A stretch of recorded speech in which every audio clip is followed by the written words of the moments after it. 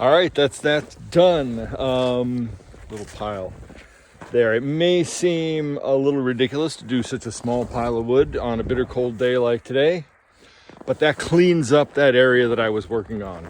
And that's everything that I could cut that's not frozen to the ground or a saw log. And now I can head down into the forest beyond the pig yard there. There's numerous trees that have been down for a while that could be sawn into firewood. I can get them out of my way. And so that helps me advance reclaiming some pasture now. Well, the cows aren't out there in my way, so that's great. You may wonder why I am using a wood splitter set in the bucket of the skid steer. That's a good question. This was a cheap, 15 years ago, this was the cheapest Tractor Supply had log splitter for tractor. It had a 3-point hitch mount. And I'm sorry, I'm pointing to the tractor over there, which is never the tractor I've used on that splitter. Big Red, my old Case 40 horse, was what I ran that with. But the cage and the stuff that hooked it to the tractor and the legs that you sat it on the ground with have long gone, either rusted away or been bent by whatever. For one winter, I had that thing as a counterweight on the back of that tractor, and it was banging into everything. It's a great log splitter, but it's slow. So last year or whatever, I switched it so I could use it on the skid steer. I had thought to mount it coming out perpendicular to the face of the skid steer and be able to use it that way on its own mounting plate, and I may still do that. I'd also thought about flipping it over and taking the controls off of it so you can operate it from the cab and just go along and pick up firewood rounds and split them from the cab. But the problem with that is I like to split the wood fairly small, and that turned over picking it up with the cab thing only really works good if you're using huge chunks. So the ideal is to probably, what I should do is sell this thing and buy a different one. I'd love to have what I really need for the amount that we burn. And I also used to sell firewood, but I do process a lot of wood. So I'd like to get a skid steer, either the kind you can sit in the cab, scoop up a log and saw and split it from inside the cab. Because if I'm going to be running the skid steer to run this little thing, it'd sure be nice to be able to split 8 pieces at a time rather than just basically break it up and nibble away at a big round. So there's that. Or I get a firewood processor that hooks to the tractor. Now that, and then you just, I use a skid steer to load the logs on the deck. The tractor would run it, and I could just process firewood. I could put it straight into the bags, never have to handle it. That is something I'd like to work towards. I'd love to try one just to see if it even, maybe I wouldn't enjoy that. It's kind of like sawmills. A lot of people think they want one, but once they have one, they're work. So, all right, so I'm going to disconnect my lines. Let's do that. And then the good thing about having the splitter in the bucket is I can just take the bucket off right now, put the forks on, lift the bag up, chuck all the wood in the bag. It's a partially formed bag. It's a partially filled bag, and I think I probably have more than a bag's worth, so that's good. And then that bag will get snicked around the back of the building for use in the future. All right, I need 2 hands to do this. Okay, hey, that was easier than I thought. The more I think about it, the more I like the idea of sitting in here in the cab, all cozy and warm on a bitter day like today, using a firewood processor from in the skid steer. Definitely got to move in that direction. I think that would be a good thing for me and for the farm. I could get all the firewood done during these bad days when I wouldn't be doing anything else, and instead of fighting it like I am. Holding the bag up with the forks is impractical because a lot of times I could be filling this when the skid steer, the tractor, or somewhere else. It's helpful to have the tractor with the forks on holding the bag up while I'm splitting. Then I gotta just chuck all of this in here. The bottom half of the bag, I can set them in a ICB tote cage but they're a bear to get out. And I'm going to stop doing that because I've torn a couple of my brand new bags to the point of being really obnoxious just from the sharp edges on the tote cage. So yeah, I know they make stands for this, but I'm super cheap. I don't have the money to buy one, and I don't have the materials handy to weld one up. I might get my buddy up the road to make one for us, because then, yeah, like with a firewood processor, this could be held up, and I could just cut and split the stuff straight into it. That would really help with our time, because with just being two of us here, any little thing that takes me away, or any repairs or anything like I've been doing this week, means this stuff gets pushed off.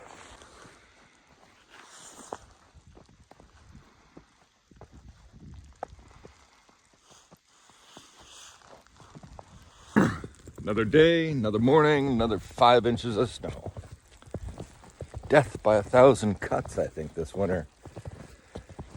Normally I don't mind snow, but for some reason, this year, it's just winter is drug on far too long.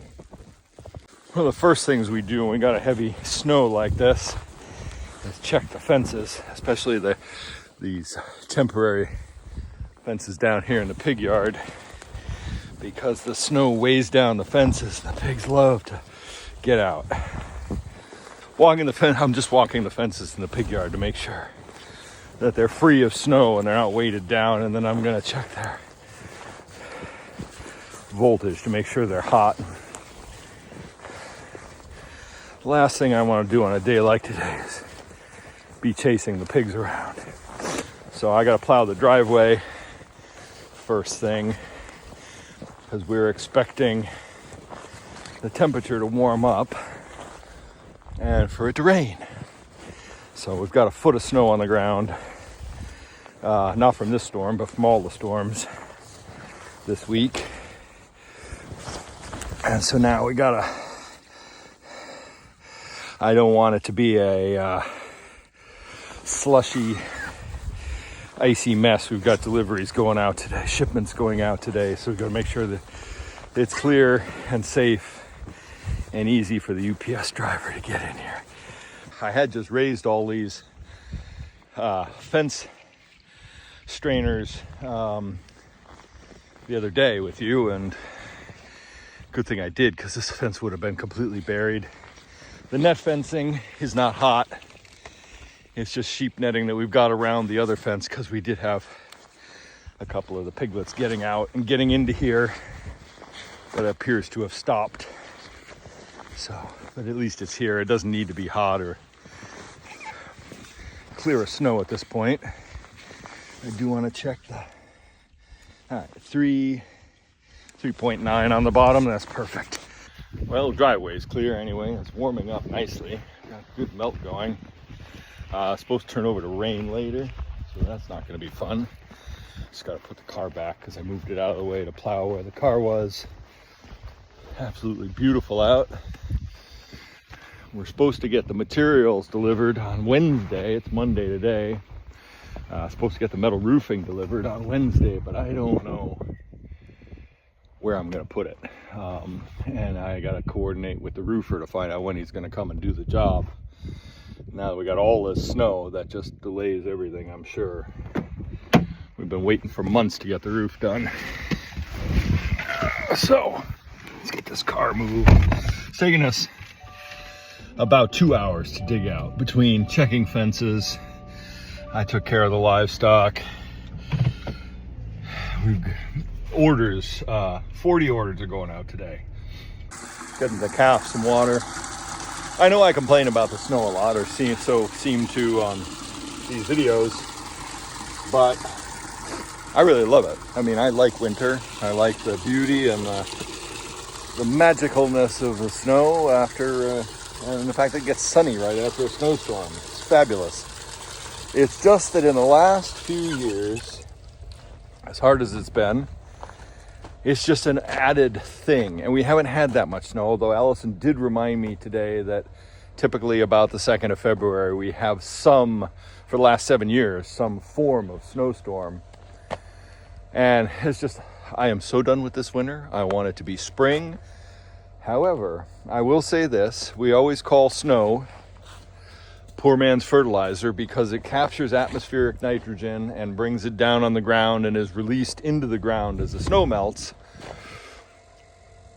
What percentage of nitrogen it actually is, I have no idea, but poor man's fertilizer. So yes, snow on the fields should help it green up first thing, and the added moisture, that's great. She also wants to kick me. Lottie's bagging up again, and Allison's gonna bump her. There's a baby. There's a knockback. Hello, baby. There we go. Fence out of the snow.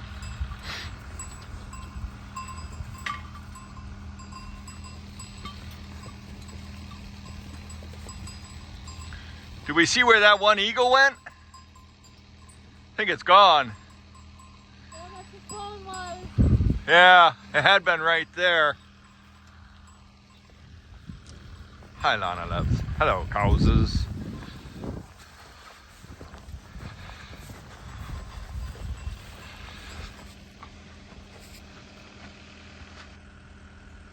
Pair of eagles right up there, just hanging out. Oh, there it is. Oh. Right there. I don't think I've ever seen 3 eagles. that many in the trees. Yo.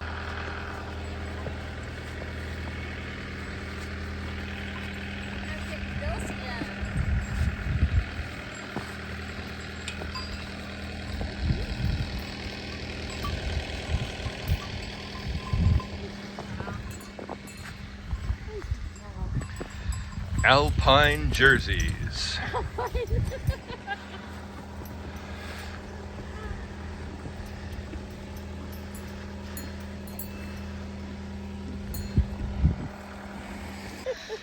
All right, snowy day, food delivery. Aid parcel dropped. Hello, Lanas. Oh, fresh bale. I probably gave it to them half a day early, but now I don't got to do it. And we put this bale in the barn so they can spread that out for bedding. Huzzah. I'm on my way down to put the moo call on Lottie. I realized over coffee this morning that she's due in 2 days. It's Monday the 3rd of February now. It's possible, given her May 1st potential breeding date, that she is due on Wednesday the 5th. Allison thought the 8th, still, that's not that far away, 5 days away. And if that's not the case, then she's actually due March 13th, which was a second date that we had for her. So we're not exactly sure, but we're going to put this moo call on her so we can not have to obsess overnight. That gives me the option of checking last thing at night, see where she's at, and then wait on hearing this thing. Lottie's laying down, but I think I've got it appropriately positioned. Just about there. And easy does it there, Lottie darling. Easy does it there, sweet girl. I don't want to put it on too tight because we found that with a couple of the cows, I'll have to check that when she's standing up. It could alter where the placement is based on how she has her tail. We performed a test, so it sent the thing to our phones, so we're sure that it works.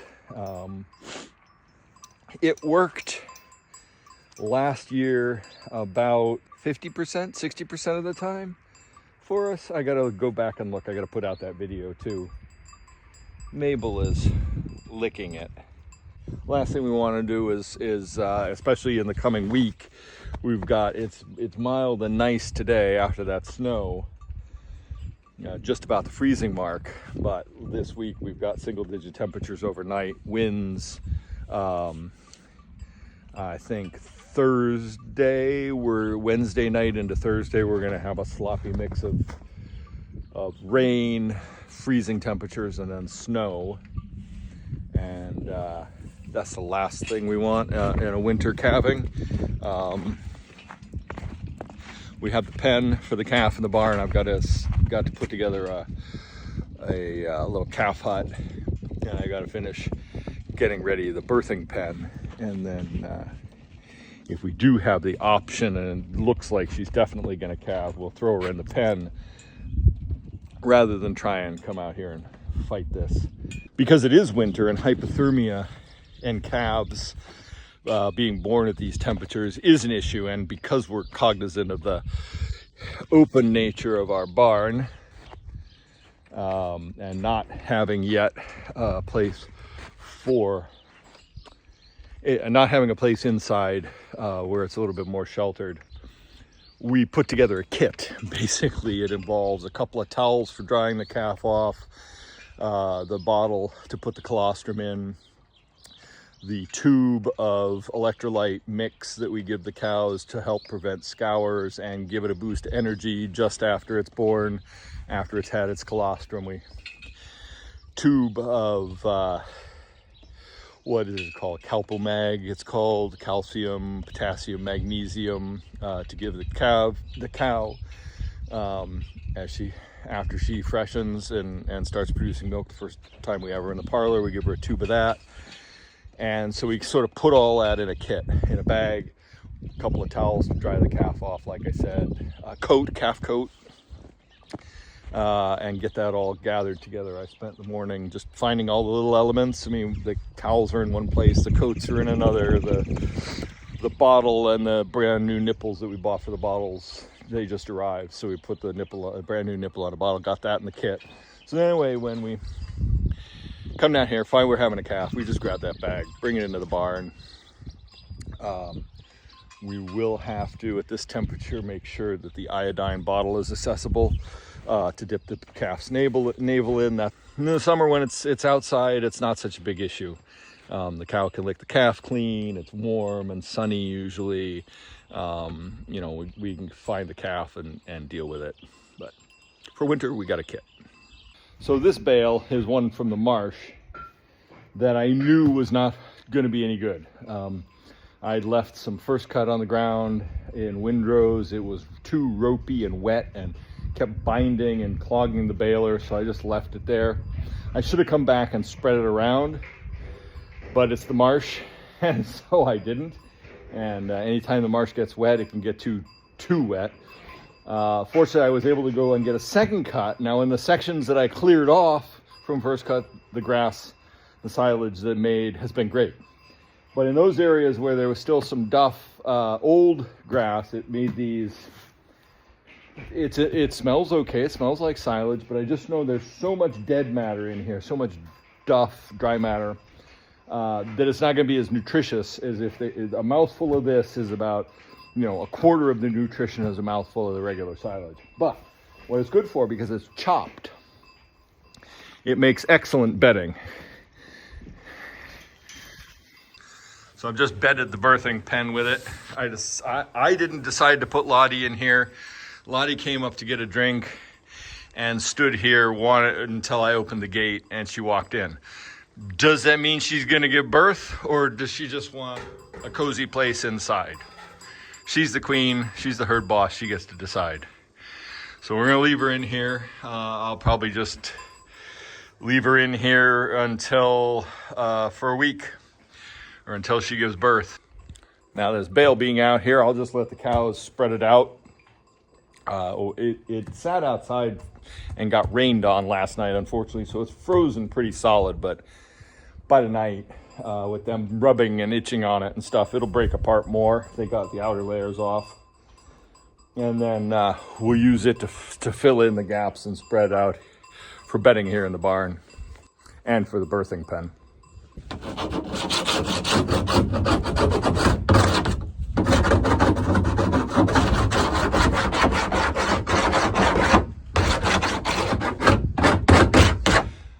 I'm just taking the burr off of this cut I made in the bottom half, well, bottom 3/4 of an ICB tote and turning it into a little calf hut.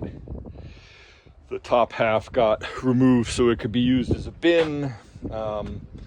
Much rather have it as a calf hut for the calves that are coming. So we're gonna, I just, because it was so floppy, because the structure had been cut away, I just put a rim of 1x4 around the bottom, and I've cut a door in. You'll have to climb over this, but calves don't mind. We'll go get this installed in the barn.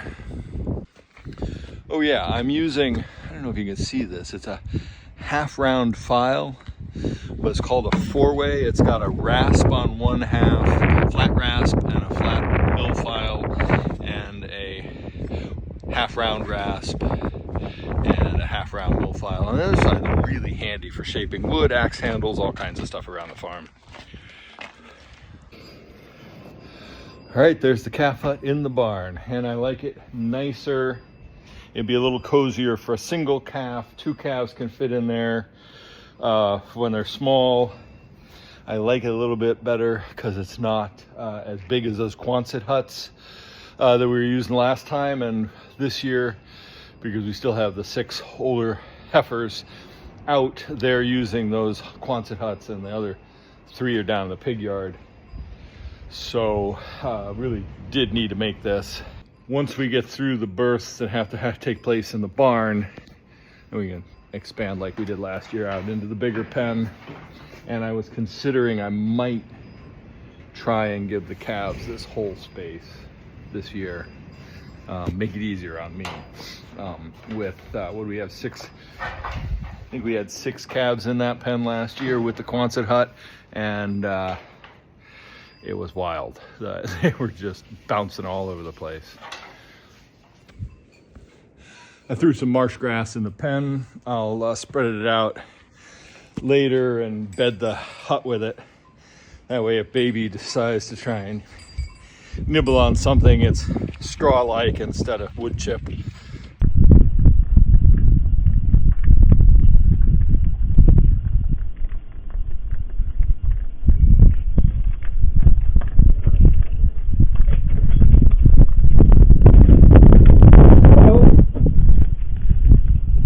Darling.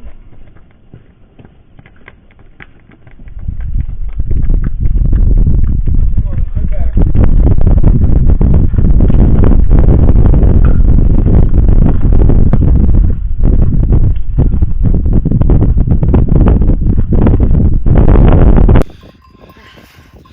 We should not be putting a halter on a cow in the middle of the orchard at 9 o'clock at night.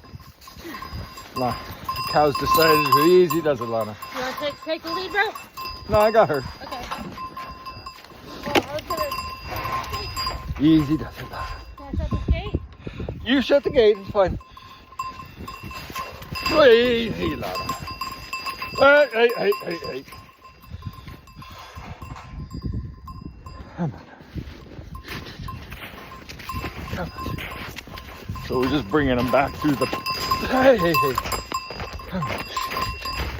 Just bringing them back through the parlor. Hey. Lana. Come on.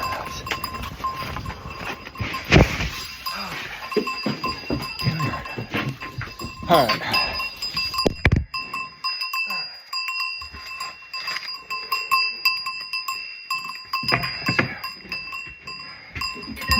Luna, go away.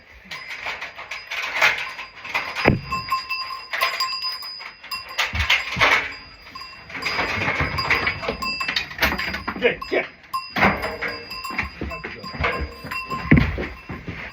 Should we check Lottie? I'm checking her now. Okay. I'm at the scene of last night's carnage. This is the heifer pen. And somehow 3 cows got in here last night.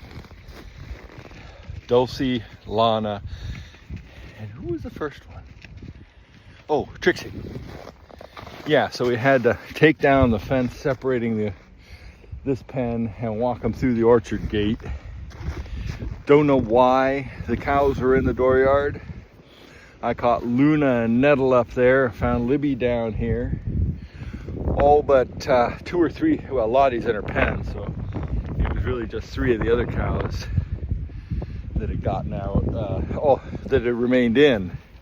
So Lottie and 2 or 3 of the other cows had remained in. All the other ones are out.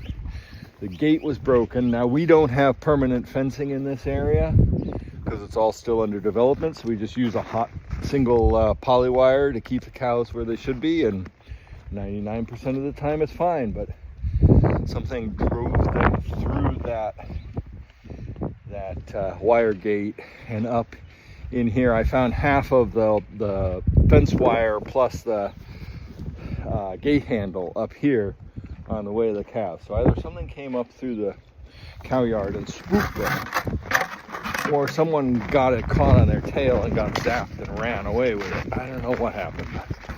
Normally it's different. So that's what last night's 9 o'clock activities were all about.